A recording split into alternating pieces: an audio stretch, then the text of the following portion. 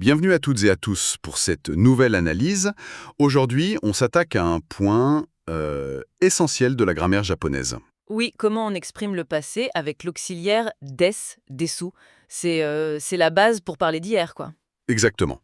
Notre source, c'est une leçon qui explique bien cette transformation de des en... comment déjà? En deshita, deshita. Et le but, c'est pas juste d'apprendre par cœur, mais de voir pourquoi c'est si important, en fait. Voilà. C'est de démystifier un peu ce truc qui a l'air simple, mais qui ouvre pas mal de portes pour raconter des choses au passé. Tout à fait. La leçon insiste sur ce passage de des à deshita. C'est vraiment la clé pour parler d'état ou d'identité passée.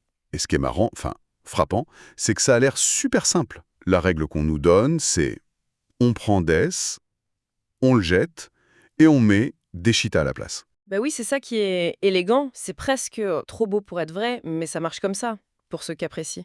Prenons l'exemple phare de la leçon alors. C'était quoi, Isen? C'était Kokowa Mukashi Gakko deshita. Koko wa mukashi gakko deshita, Ah oui, qui veut dire ici avant c'était une école. c'est ça. Exactement. Ici, autrefois, c'était une école. Si on décompose vite fait, Vas-y. koko, c'est ici. Mhm. Ha, la particule de thème, bon, ça on connaît. Oui, ça marque de quoi on parle. Voilà. Mukashi, c'est autrefois, dans le temps. D'accord. Et gakko, C'est école. Et à la fin, on a notre fameux deshita. c'est lui qui fait tout basculer dans le passé. Si on avait des, ce serait ici, c'est une école, au présent. C'est exactement ça. Ce petit changement à la fin, hop, ça change tout le contexte temporel. C'est quand même intéressant de voir ça. Parce que comparé au français où, bon, nos conjugaisons au passé, c'est parfois compliqué, Ah oui, clairement. là, on a juste un auxiliaire qui change de forme et ça s'applique de manière assez régulière, on dirait, pour ce type de phrase. Oui, pour une structure non plus des ou adjectif en a plus des, c'est très régulier. C'est une sorte d'efficacité grammaticale. La source donne d'autres exemples pour bien montrer. Comme quoi, par exemple? Au présent, on a gaxe des, Je suis étudiant. où il, elle est étudiante. Voilà.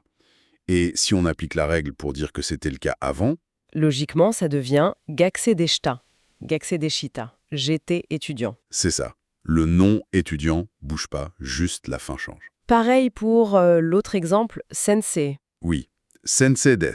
Sensei des. C'est un professeur. Et donc, au passé, sensei deshita. Sensei deshita. C'était un professeur.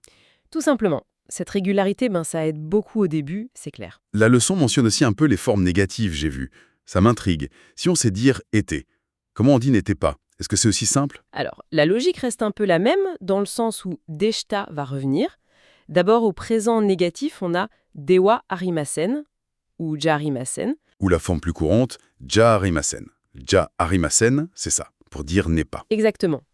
Et pour mettre ça au passé, pour dire n'était pas, on prend ces formes négatives et on leur colle deshita à la fin. Ah, d'accord, donc dewa arimasen plus deshita, ça donne dewa arimasen deshita. Dewa arimasen deshita. C'est précisément ça. Ou alors, ja arimasen deshita. Ok, je vois.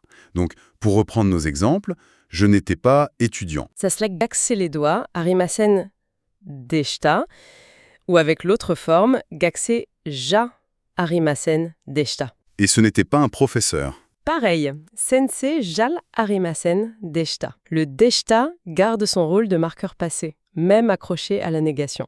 C'est fou comme ce deshita agit comme un petit module temporel qu'on ajoute ou qu'on substitue. Donc pour résumer ce qu'on a tiré de la source, pour mettre au passé une phrase simple du type X est Y avec Y un nom ou agina, on remplace des par deshita. C'est le point central, oui.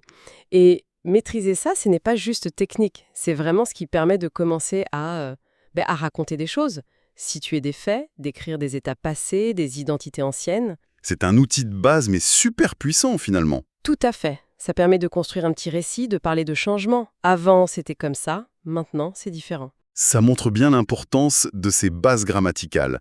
Ce n'est pas juste une règle à apprendre, c'est une clé pour s'exprimer sur le passé. Exactement.